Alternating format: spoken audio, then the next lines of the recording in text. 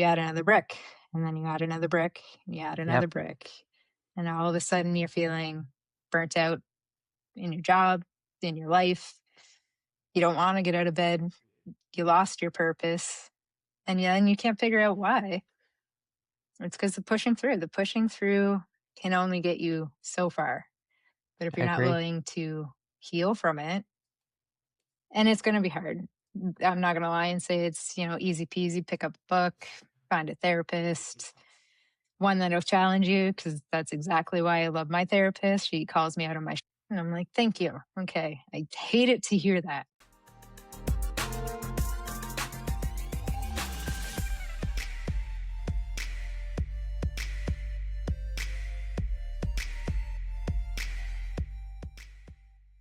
And welcome back, listeners and viewers, to another episode of the Unbreakable Podcast Network. How's it going, Josie? Pretty good. I'm apparently in a very giggly mood. Yeah, Nice long this day, is Monday, the usual. the usual. Yeah, it's pretty nice out there today. Actually, I was outside, and yeah, no, all very good, all very good. And how was the weekend? It was good. I got a lot of work on the ebook side of things done. What else did I do this weekend? Baby time. I had some baby time. I had the little Baby guy time. over for a few hours. Celebrated my friend's birthday too. I also forgot about that. Sorry, Jenna. Yeah, it But was. yeah, it was good. That's great. I mean, I was working. I was grinding on the I was grinding away on the audiobook. Audiobook. Lots of interesting outtakes there. And of course, we get some new microphones. And so, listeners, you just can't see it, but you can hear it. The difference is there. We got our new microphones. I storied that on Mm-hmm. our Instagram the other day. And yeah, it's great. It's great. We're up to chapter 12. Doesn't sound like a lot, but because you made me re-record absolutely everything I already did, because Yeti is not nearly as good as the Rode. Well, I mean, Yeah. you can't give people this nice golden crispy nugget and then lead them in with kind of really crappy sound quality when you compare the Yeah. two. Yeah. Mediocrity. It's not what we Consistency. do. Yeah, mediocrity. It's not what we do Exactly. around here. So we're trending really, really well. And so our audiobook, we're recording it, but there's some processes behind the scenes. So we're gonna see our release of the paperback and the ebook. They're going to be on or around the 16th, hopefully. Fingers crossed, we get our ISBNs. And then there's an approvals process that needs to happen with audiobooks in order for it to be available on Audible. So we're looking at maybe 2 weeks in between, because our ebook has to be published. And then say I have everything, which I'm pretty confident we'll have everything ready for the audiobook. It could be 2 weeks from that date. So fingers crossed by the end of March, we'll have the audiobook out too. Yeah, we're looking forward to sharing that. A lot of people have asked for the audiobook, so we are definitely interested in catering and making sure that you get what you need so that you can soak in this unbreakable goodness as well.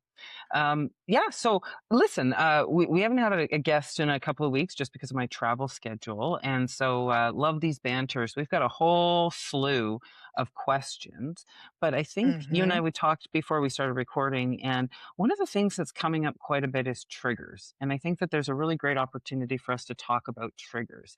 And I think you put it really well. How can we use triggers as teachers instead of using them for poor behavior, or as I put it, to act like a dick? Yeah. It's the same line as, well, this is just the way I am.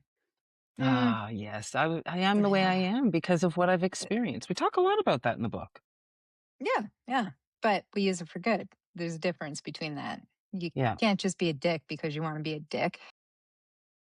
I Yeah. mean, lots of bad things have happened to lots of good people, but not They're everyone's still good going around people. being a dick to everyone. No, So, exactly. poor Well, excuse. a very poor excuse. And, I think one of the things that I always like to do is I like to be a continual learner. Like, I learn all the time. If I'm not going to university for something, I'm doing, a community class. If I'm not doing a community class, well, guess what? Our family has master class. And what's really neat about Masterclass is we got a 1-year membership, and you can download like the app and use it up to 6 different times. So you basically have 6 seats in Masterclass. So you can attach it to different devices. So everybody in the family is activated. And I listened to a really great one on brain health. The masterclass Mm. on brain health. It was really cool. Three female neuroscientists. It made me think of our dear friend Dr. Ruth very closely, actually. But it was really interesting because all three of them brought different perspectives and points of view. One was talking about how food nourishes and keeps your brain healthy. And she was talking about the different spices and the different food selections and how to prepare food. And she had like a chef with her, and they would do like recipes, which was really cool. Hmm. The second one talked about how you care for yourself. So how you move your body, how you talk to yourself, how you actually keep your brain healthy through learning.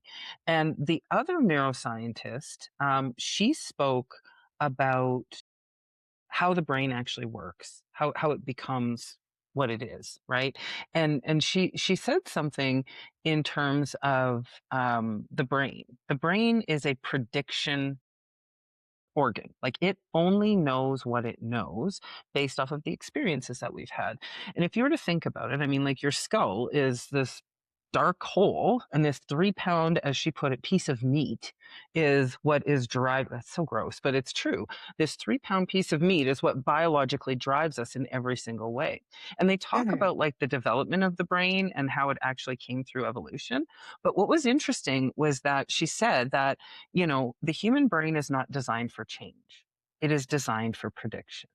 And so this kind of brought a couple of things up when we started talking about our topic, our main topic, which was triggers, is to suggest that the things we've experienced lead our brain to put us into survival mode, which then in turn has us behave a certain way. Because what happens is that hippocampus lights up our memory Mhm. space, and then it goes into the amygdala, which is our space for how we behave and our emotions. And then it goes to our prefrontal cortex. And our frontal cortex is our personality and our decision making body. And so if you think about all of the ways that those things interact together, and then you put in and you layer on top of the fact that maybe you don't move as often as you should, you don't maybe drink as much water as you should, you don't maybe eat enriched foods or antioxidant rich foods, maybe you smoke, maybe you drink alcohol, maybe you use marijuana. Like there's all of these different things that go on for the body and the brain that actually reinforce a negative way of seeing yourself, behaving, believing, and living. Mhm. And that just I'm going to fuels add to that one. It's also what you consume with your eyes and your absolutely. ears. Absolutely. Hmm. You junk in, junk Because out kind of deal. 100%, because you think about that immediate dopamine release. Then the one neuroscientist, she talked about dopamine in the reward centers of the brain, and how social media is one of the best worst things that we actually have going for us Mhm. right now, right? Oh, it's The easy to get a the dopamine hit. You can be. scroll for 2 seconds, there it is. Yeah. Or you put something out and somebody likes it, and now I feel validated. And Mhm. it's very interesting, because the other thing is it's like you think about, so let's think about emotional regulation. Let's think about triggers. You were a little kid, and when you didn't get your way, you threw a temper tantrum, and therefore people gave you what you wanted.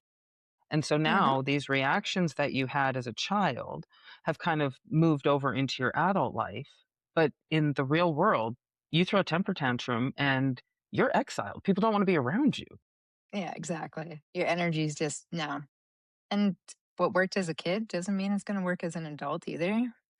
But you still get those people, unfortunately, even in some really big leadership positions. I've seen it. People actually stomp their foot as if they are a Wow. toddler when they Yeah. don't get their way. I'm like, okay, there's a Hmm. point where we do have to grow up. And because that might have worked with some people and probably works with more people than it should, doesn't mean you should still keep doing that. But again, emotional regulation plays into that. Triggers can play into that as well. But if you're triggering half your staff, no one is going to say anything to you. They're just going to do what you want them to do to avoid any kind of conflict. Hmm.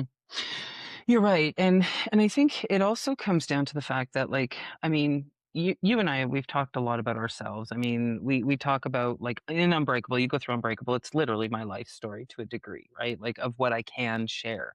Um, Hmm. what would be deemed to be appropriate to share, I guess. Um, when I look back and I'm like, okay, so I've written it, then I've edited it. I mean, we're on version, I mean, I'm going to say 14 now of the book. So Yeah. you think about that. I reversioned it 12 times before I handed it off to you, Hmm. right? So you think about that, and then you think about now reading the audiobook. So I'm reading it, and so I'm doing like a mini edit, like final kind of tightening it up, because if it's hard for me to read, it'll be hard for people to read. And so as I'm articulating this, now I am once again reinforcing and coming back into everything that has ever triggered me in the deepest Hmm. way possible. And, that is, it's a really uncomfortable place. Like, I come out of the recording studio and I am exhausted. Yeah, And of course.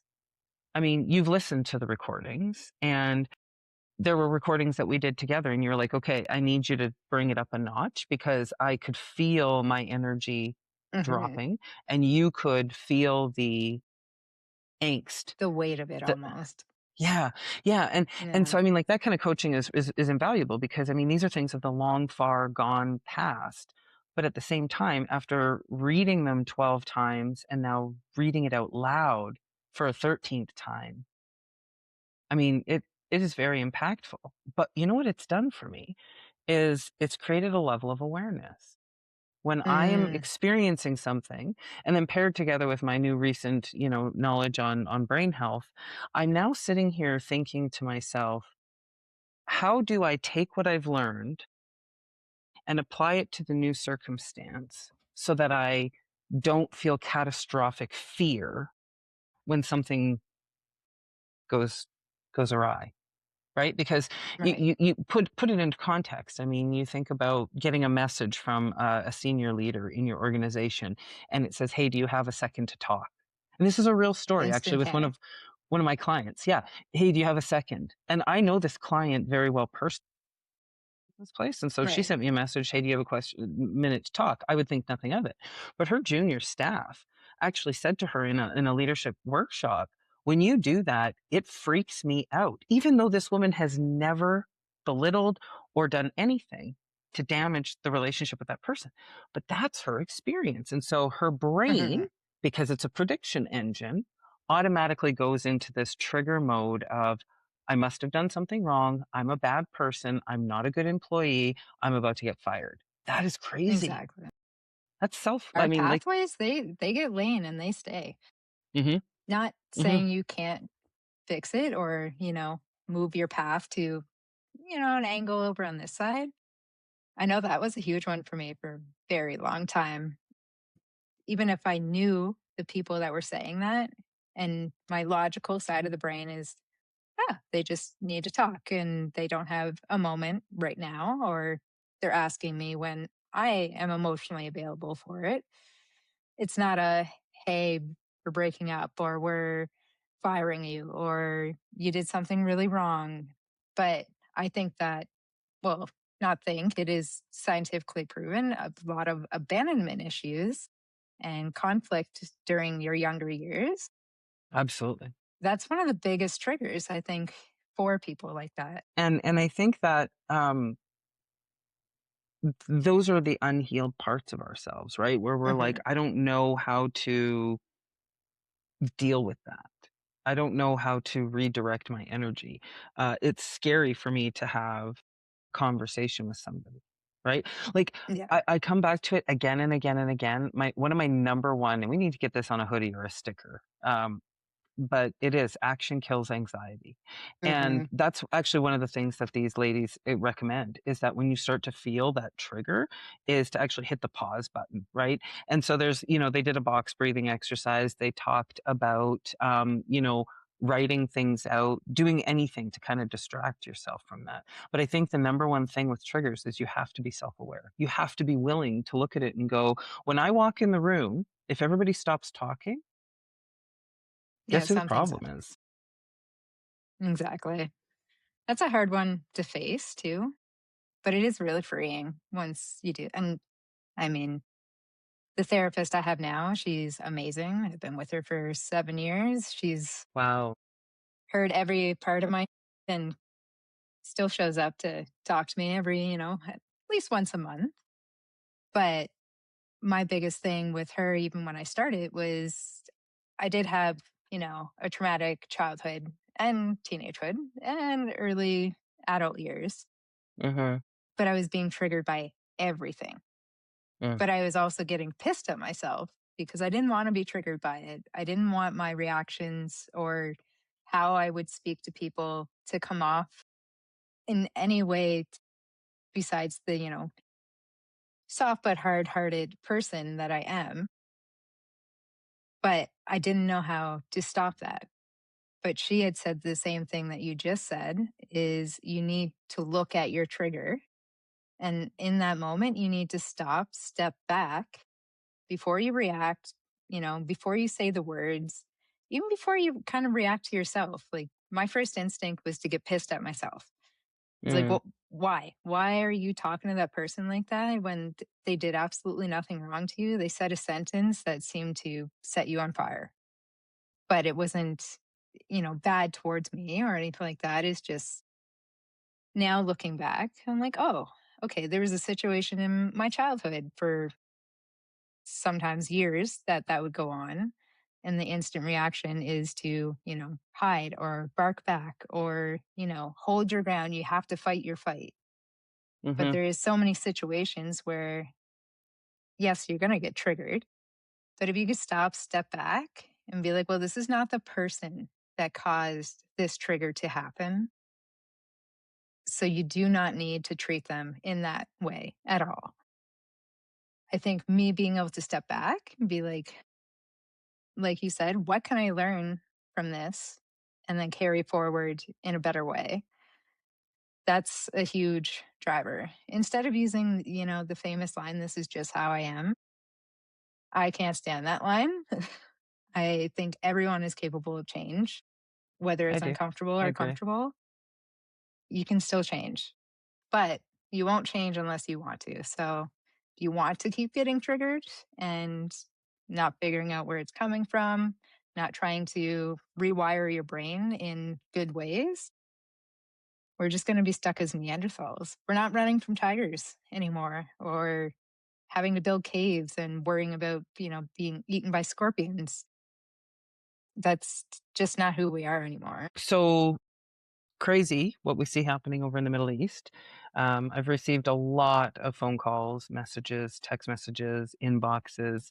Um, our organization had a contingent of, I think, 5 different countries. We had Canada, US, UK, France, and Switzerland delegation going over to speak at a conference in Bahrain. And Mm, I was to present a pre-workshop conference on of the 12th of April, and yeah, then sounds about moderate a right. panel on the 14th. And I don't think we're going to be going. So we're waiting to hear from the conference. I said to somebody, I was like, I would imagine that if you're planning a conference in the Middle East, like, I mean, we've been watching things unfold for months. They have to have a contingency plan. But I think that is just me being logical and rational. And I don't know that that's actually the case. So we'll wait and see what happens. But um, for everything that I've read, this is intended to go on for at least the next 5 weeks. So Yeah. I will not be going in Unfortunately, I region. don't see you. You might want to avoid that Yeah. for, So, unfortunately, your safety, but yeah. Yeah. that does So, suck that.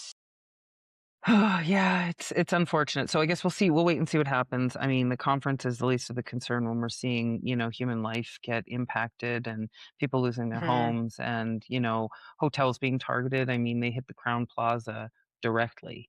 On purpose in Bahrain yesterday on Sunday. And Yeah. so, I just good energies for the people over there in those Gulf states and those Gulf countries. I feel terrible for them.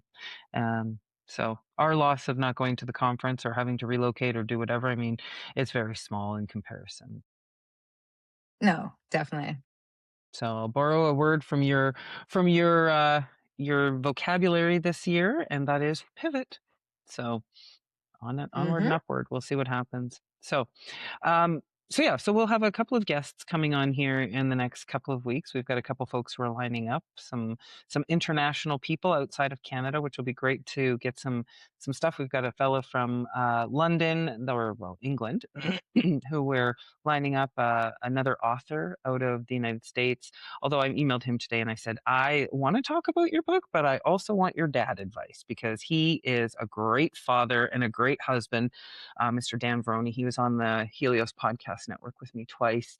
And I remember the first time we finished, my producer at the time got off and he said to me, he goes, can I provide you with some feedback? And wait until you meet him. This will all make sense to you. And I said, of course. And he said to me, you are not living into your potential.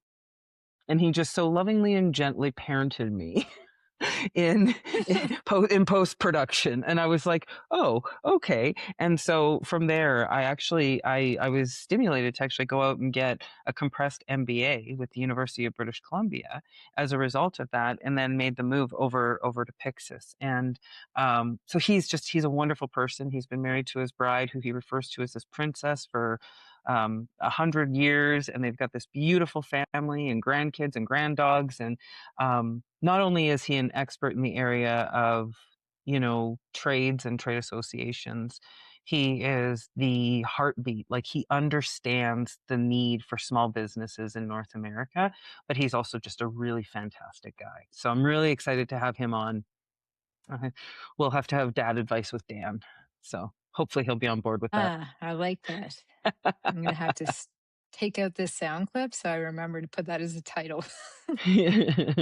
So, but in the meantime, listeners and viewers, you get us, and we've got a whole host of questions. We've been putting out our AMA, and we've got quite a few. So let's start with what came through on the AMA link, and then maybe let's pop over to some of the other questions that we've got.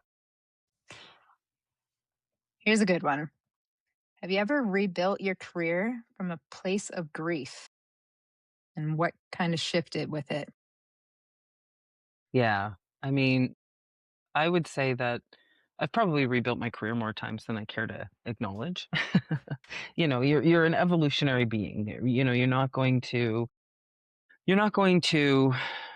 sit in one spot and just do the same things. Like, we're not programmed like that anymore. Like, I watched my dad do that, and he stayed at his job for 25, almost 30 years. And it was just like, no desire to do that. That's one of the reasons why I love consulting so much. But I would suggest, like, in my life, the one space where I felt grief the most was when I lost my dad. And he was he was just so special. And he was such an encouragement to me in my growth. And so this whole evolution from moving from my previous firm to where I am now and taking this upward trajectory and, taking his legacy into what I do, I have done it all through grief. And it's not the grief of waking up and crying because that person isn't there anymore. It's not the grief of, that really raw, the day after you've lost somebody kind of grief. But for every milestone that I've achieved, for every bonus that I've been given, for every accolade that I've received, even writing this book, I have just wanted to share it with him. And I remember writing the Facebook post to kind of let people know that he'd passed away. And it was crazy because when I found out that he had passed away, and I wrote about this in Unbreakable as well, the first thing I wanted to do is pick up the phone and call my dad and tell him that my dad had died. And so where I am in my career right now, I have done it with the strength of him being woven into who I am. But the loss that I have felt as I've been on the upward ascent has been just as measurable. For every time I celebrate, I also go through grief because nothing would have made him more proud than to have been a part of this. Like, I think I recorded the story yesterday of how I took him for a ride in my new Mercedes. Yes. right? That was very And well said, by the way. thank you. Like, and he was so happy. Like, he was tickled. This was the last Christmas I spent with him, and he had been dealing with some health issues, and so, um, and they were unknown to us as to what they were. And so I had taken him out to do some running around, and he wanted to go to the town so he could renew his business license because he had a little rock and mineral store, which is where all Right. of these rocks and minerals come from. And, so that gave me hope because I was like, "Okay, the old man, he plans to stick around for another year. He needs his business license. That's great." And so I said, "Okay, well, let's take my car. I'll take you for a drive in the Merc." And man, he was just so proud. And so it's like whenever I find and I have an achievement, I think about that time because that was like the moment when I had arrived, right? Like when I have this beautiful luxury vehicle that he I mean, he didn't even have his own first vehicle that he bought brand new until 1994. And even then it was still used. It was a fleet vehicle from the city of Whitehorse. So it wasn't brand new, but it was as close to brand new as he'd ever had. And, yeah, so yeah, I've built my whole career since he passed away. And it's a double-edged sword of I wanna celebrate, but I also grieve because nothing made me happier than making him happy. Yeah, you still get to. Yeah. Um, Once people actually get to read Unbreakable, you actually learn a lot about your dad. And I think, I mean, I never even got to meet the man, but the stories that you've told me, stories through the book, it's amazing to have such a good pillar that you got to build on. So I think everyone else that actually does get to read the story or listen to the audiobook, however you consume it, you can take a lot from grief. And whether or not that's just a one person in your life that's your pillar and you just keep building on it, whether they're with you or they're not with you, it's a pretty powerful story. And I do wish that I'd met your dad because I like my rocks and minerals and probably would have bought a lot from him. Yeah. Oh, yeah. Yeah. Well, and what was really cool about him was that, he was an atheist, so he didn't it's not that he didn't condone religion.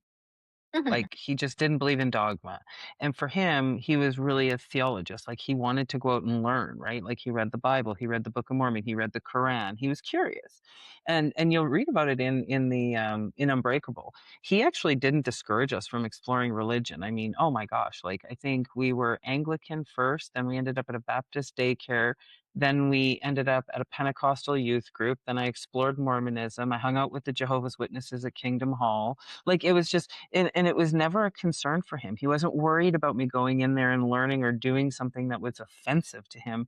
He encouraged me to be a part of communities, to go and be hungry, to learn about what makes other people happy, right? And so, when I talk about the things that he taught and the things that he gave me, they were very much about love. And it Mhm. was all about how can you go out and take care of other people in the process of exploiting opportunity and avoiding hazard. I just want to get out and I want to make a buck and I don't want to get hit by a bus while I do it. And he was one of the good guys, man. So, yeah, I mean, you can rebuild through grief and grief it's an individual process. Um and for those who are currently experiencing grief, who are feeling those things as they're trying to establish or reestablish a career, whether that's a parent, a sibling, an aunt, an uncle, a grandparent. I mean, I know you had a very devastating loss with your grandmother. And when we Mhm. think about those things, I often remind myself, I remember saying to Erin several times in the times leading up to my dad's passing, when he wasn't even really that sick, I would say to her, it's not personal. From the day we're born, we start to die. And it's not personal, right? It hurts. The void of what was is no longer. And that is so hard. It is so hard because again, if we go back to what we talked about at the top of the podcast, the brain is a predictive engine. It does not like change. And I read about it in Unbreakable in The Science of How We Rise, section 3, about how grief actually can cause us physical pain because it lights up the Mhm. same receptors in the brain as when you fall off your bike and skin your knee or trip going up the stairs, which I think we all know. Um, but It's even it's proven to, cause inflammation in nerves and all that above. mhm, Broken heart syndrome is a real it's a thing, thing. not just, Yeah, and I mean, it yeah. doesn't have to be a partner. Like, I was very much brokenhearted when my nan had passed away, and here it just came up on 23rd year, Wow. and I still have that void. Like, you don't get to just pick up a phone or share your accomplishments or, you know, made this really cool thing. Oh, yeah. I will admit I do have friends and, my family that's they're like, "Oh, this is really cool." I'm like, yeah, but you're not You're who not I Nan. wanted to show it to first." Yeah. I But would have loved to send that to Nan or talk to Dad or yeah, yeah, exactly. yeah, and grief is a fickle creature. It expects us to feel some kind of way for what, 5, 7 days, and then the world just goes, "Okay, Mhm, well," and I think that's the one thing that I'm really sensitive about when I come across somebody who's experienced loss is, um, I make it a point to connect with them over the long term, because what I recognized and what I really valued and appreciated was that when my father passed away, I don't think I've talked on the phone, that much since I was, like, 15, right? And so my phone rang, excuse me, off the hook while while we were kind of grieving and going through that process. And I valued that so much. I loved it. And I really missed that presence of those people in the months after, mhm. because everybody else gets to go on Yeah, with their lives. And you are still left with the void. And you know what I did to actually kind of bolster my healing and kind of get through it? Well, first off, I phoned one of my strays and I said, "How do I get through this as quickly as possible?" She'd lost her mom to cancer. And she was like, you're being very silly and you know the answer to this and you just have to feel it and experience it." And I was like, "No, no, but I can hack anything. I hack my sleep. I hack my," yeah. and she's like, "No, you can't I'm a hack grief, troubleshooter Kate." here. I'm a problem solver. And she was like, "No, you can't." And Yeah. so I ended up just experiencing it, but I knew that there was a way. A friend of mine had said to me, grief is just unchanneled love. It's the love you felt for somebody that no longer has a place to go. Like it's love hitting a wall, right? Mhm. And that was a really powerful thing for me to hear, because I was like, okay, so if all it is unchanneled love, then every time I miss my dad or I feel like I want to talk to him, then I'll just do something nice for somebody else. Exactly. And so that's what I did. But It's a what ripple effect. absolutely. Who are you if not the legacy of the people who made you feel special, who lifted you up, Exactly. right? So, no, that's a great question. It's a great question. That is. Mm. Here's a really good one. This is going towards the ambition pathway. Ooh, What I like does it. ambition look like when it's rooted in purpose instead of proving?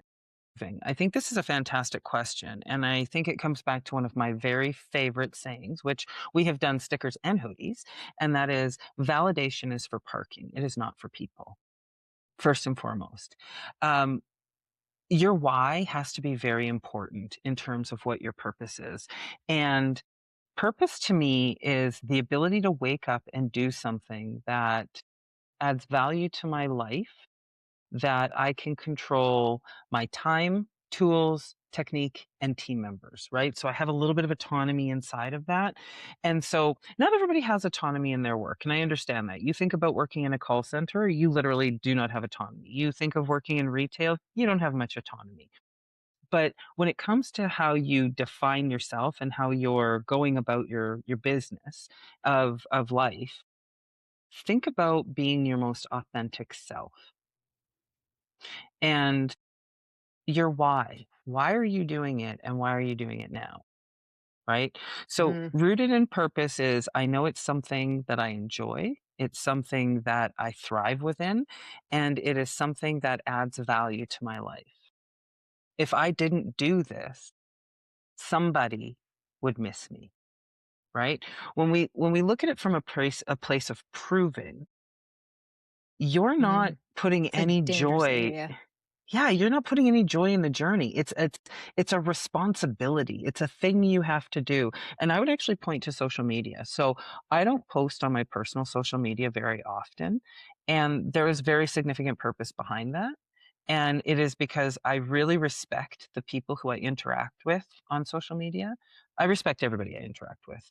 Um, and when I post, I get such a beautiful response from the people who follow me on my social media, and I simply just do not have the energy sometimes to respond to them. It becomes performative. It becomes a job. And that is exhausting. It's exhausting. Like I think about, I always tell people when I can be present with you, I will respond to you. Right? And it's not to suggest that I don't have any downtime because I do. But when I'm Yeah, but not downtime doesn't mean everyone else's time. Bingo. That's exactly it.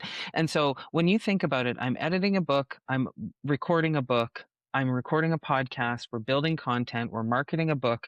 Oh, I also have a family. I have parents. I have a parent. I have a full-time job. I have a child. I have 2 dogs. I have siblings. And I also need to squeeze a little bit of me time in there. I'm a very competitive athlete. And so purpose versus performance are 2 very different things. There are days when I go to work and it is 100% a performance Yeah, because that's human. the, yeah, exactly. We're not perfect every day. No, we We don't can't have be. to have a purpose every day either. No, Sometimes you just got to put your boots on, and get your shit together. bingo. Absolutely.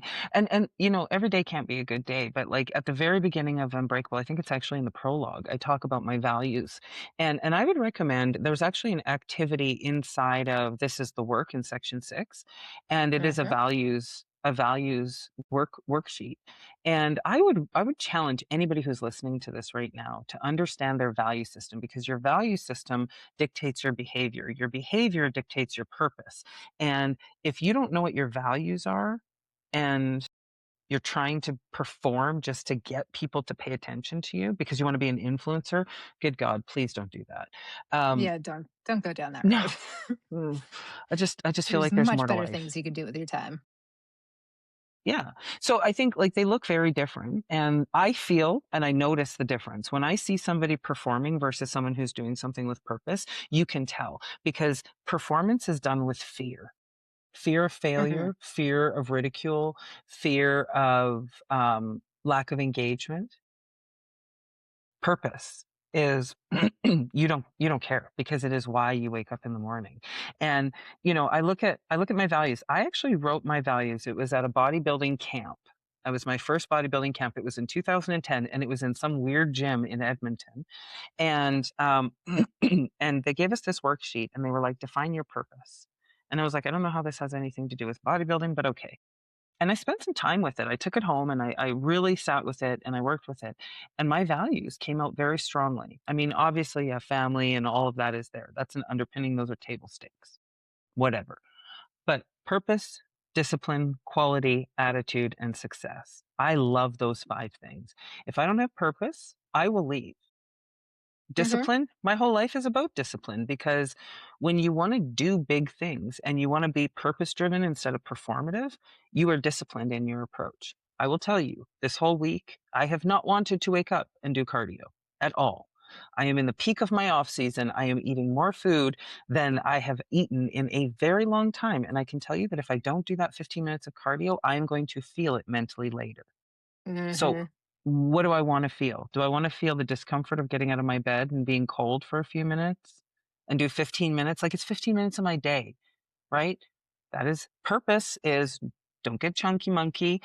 Discipline is get up and do it, right? Exactly. And then, purpose, discipline, quality. The quality of what I deliver, I try and give everybody everything in the best quality that I can. I do my best. And then attitude, I control every single bit of how I feel, how I show up. Am I performing or am I purpose driven? Some days I am messy and I get that, right? You're My human. attitude sometimes, yeah, sometimes my attitude doesn't lead me to success, but because of the fact that I have purpose, discipline, quality and attitude every single day regardless to a degree, I find success. And I really like being successful.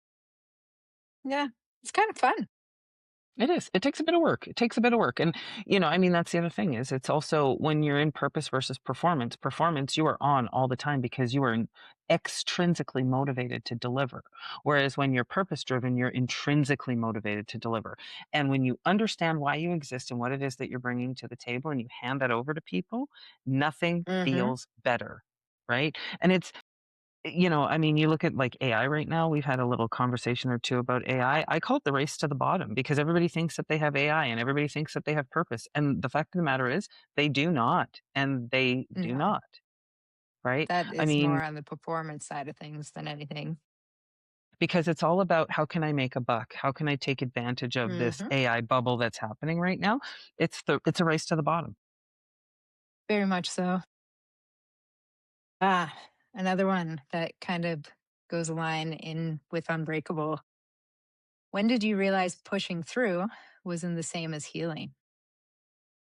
This one, I'm very interested in your response because I've lonely learned recently that healing is completely separate from just pushing through because you're not doing anything better for yourself by pushing through. So, what was your experience? Well, it was November of 2024, Hmm, right? very So specific. very specific. So listen, I mean, I have in my past, like I continually work on myself. I've not always sought therapeutic intervention or support, but I've always worked with somebody. So for example, my previous coach, Kishar Trend, if anyone is looking for mindset coaching or anything like that, she is Hmm. lights out. Like honestly, changed my life. And in some cases, I would almost say probably saved me from myself in a lot of cases. So maybe okay, November's not fair. November of 24. I would say probably November of 2020 is when kind of I had the biggest event in my life that really rocked me, which is when my dad passed away. And very shortly thereafter, it became an act to self-improve. And so I sat and I journaled. Oh, my Lanta, I journaled. And I wrote letters to my mom that I would never send, and I lit them on fire. And, so I see these activities kind of the It's like scratching a the stepping surface. stone. Yeah. Yeah. Yeah, really. It was scratching the surface because I was acknowledging that there were things that I didn't fully acknowledge. Like, I am fantastic, and this is not a good thing. I am fantastic at taking things in, putting them in a small little box, and tucking them in the back of my head and being like, okay, that's just how it is because Yeah. and that Sounds is the familiar. pushing through part. Yeah. And the ability to push through and shoulder was not only just something that I was raised to do. Um, and that's not true. My dad gave me a lot of space to talk, but Hmm. at the same time, there was a lot of things that I experienced in my life that I didn't want to put on him because of what he had experienced in my early life. So I made the decision to carry a lot of trauma with me through what I classify as the dark years, which is kind of like 16 to 21 they were really, really, really hard, tumultuous years for me. And I pushed and I pushed and I pushed. And I would suggest that November of 2023, 2024 is when things really started to kind of unravel for me. And it came in such a way that it was presenting in very negative behavior. It was damaging relationships. It was being irresponsible with how I would behave or react to someone. And I just really wasn't myself. And I was under an enormous amount of pressure. I was working on a merger and acquisition, and actually, it was a divestiture, a carve out. I was in another country. Hmm. I was not home. I was not eating well. I was not training consistently. Well, I was, but I wasn't. I wasn't as sharp as I would have liked to have been because of this career pivot. And and I hit a wall one day, and I woke up one morning, and I just thought to myself, this is not what this is not what I want. There is more to what it is that I want to experience in this life. And I know that if I just keep pushing through and compartmentalizing and pushing people away and disengaging from conflict that I didn't want to deal with. It's not that I can't deal with conflict. Sometimes somebody would say something to me and I'd be like, whatever, just do whatever you want. Like, I don't care. Right. Or Yeah. say whatever you want. I don't give a shit. Like, you're going to do you, whatever. And instead of sitting down and trying to be productive with them, I was nonchalant and I would just completely disengage or I would shut down and I would just be like, okay, well, conversation's over. And I would just dead eye you like Gen Z. And I just knew that there was more to it than that, and that I owned the outcome. And so I started exploring it. I got onto BetterHelp, which has been one of the greatest tools that I could have gotten because as a global executive, I mean, I'm all over the place all the time, but I can have a therapy Hmm. session at any time of day. Well, depending Yeah, where I you can am and text when my and stuff therapist. like that too, can't you? Yeah. Sponsor us, better So help. yeah, it's honestly it's been great. I've been with my therapist now, we are coming up on 2 years, and she's in Hmm. Georgia, Oh, they nice. charge me monthly. I see her I'd see her 2 to 4, sometimes 5 times a month, and, um, you know, she's great. And what she has done and I was very specific with how I signed up for BetterHelp, and I just said to them, "I need someone who's gonna challenge me because 'cause I'm a very strong personality, and I know that about myself." So I needed somebody who was going to be Hmm. willing to say the hard stuff and to hold me accountable to myself. And, yeah, so I was going down a path of self-destruction, and it was time to change. And it wasn't like vile or obscene or anything like that, but it was I wasn't on the pathway to what I wanted in my life because I was Hmm. catering to other people, I was prioritizing others, I was, just not doing things that were serving my best interest. So Yeah, there is a internal very, very destruction. drastic difference between pushing through and actually going through and choosing to heal. Now, the one thing that people don't talk about, and I'd like to think I've been on this, this healing continuum for a while. Um, no, I wouldn't like to think about it. I have been. You lose people along. That's a hard one. A really hard one. I mean, in my case, it's been my family that I've lost. Probably a good thing, but it is still a great loss because instead of just pushing through the bullshit and being like, deal with it later, this person's just going to act like this person. I don't need to, fix this conflict or have anything productive to say at this moment. Or again, shut down, just be like, oh, I'm just going to live my life. It's not going to bother me. But you add another brick, and then you add another brick, and you add another brick. And all of a sudden you're feeling burnt out in your job, in your life. You don't want to get out of bed. You lost your purpose. And then you can't figure out why. It's because the pushing through can only get you so far. But if I you're not agree. willing to heal from it, and it's going to be hard. I'm not going to lie and say it's, easy peasy, pick up a book, find a therapist, one that'll challenge you, because that's exactly why I love my therapist. She calls me out on my and I'm like, thank you. Okay. I hate it to hear that, but I will at least leave this session and know what I have to change to, heal through Yeah. that. So finding that and just kind of accepting that there is going to be some hard losses. No one gets through healing without some kind of loss, but it's not a bad thing to lose either. No, absolutely. And I think the other thing too is you have to be very comfortable being uncomfortable to go through the healing journey, right? And and you have to have a space of psychological safety if you are going to be working with Hmm. somebody. And that is where the tough part is, right? So when we think about trust, the trust equation is credibility plus reliability plus emotional connection. And when we pay a therapist, we expect them to be credible, we expect them to be reliable and show up and do what they say they're going to do. And then we expect that we're going to have some type of an emotional connection to them in terms of they feel empathy for us, or, I mean, we're telling them our darkest secrets, basically. Hmm. And it has to be valued over their own self-orientation, which means Yes. they can't come trying to build their Rolodex, or they can't come trying to build their agenda or a white paper or a case study about you. Like, could you imagine knowing that you're sitting there and your psychologist is taking notes and they're really just planning a paper for, a conversation they're going to be having at like a conference or something? Like, you would have zero trust, right? My And psychologist would have a great talk. right? Wouldn't that be terrible?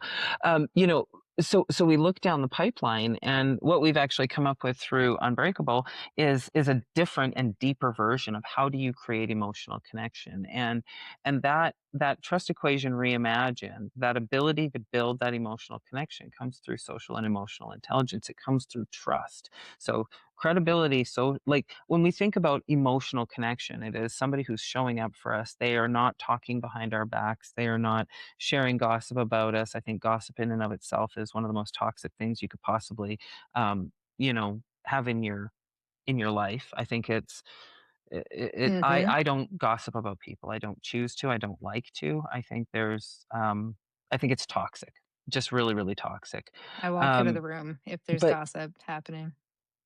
yeah, I That mean, is one thing I will just be like, yeah, no. and no time for it, none. But yeah, so when we think about how we create that emotional connection with people, it comes up with a number of different things, and and I won't give them away here, because why would you buy the book otherwise, right? So there are some other things in there, and of course we'll also have some of these Exactly. resources on the website as well for leaders to download and for people to learn from. But yeah, no, great dialogue, really great conversations today. Listeners, keep your questions coming. We want your questions. These are fantastic ones this week. We've got a whole host more that we haven't even gotten to, and so we'll continue those. And when we have, um, Dan on to give us dad advice of the week, and when we have some of our other guests, we'll take some of these questions and we'll pose them to them, because I think giving these guys the opportunity to share their thoughts would be fantastic. I agree. Wonderful. Well, this has been And a from now, wonderful episode. Yes, there's 2 weeks until Unbreakable comes out from today. 2 weeks. Ugh, 2 weeks. I have a does it lot of make you get recording gray left to do. hair?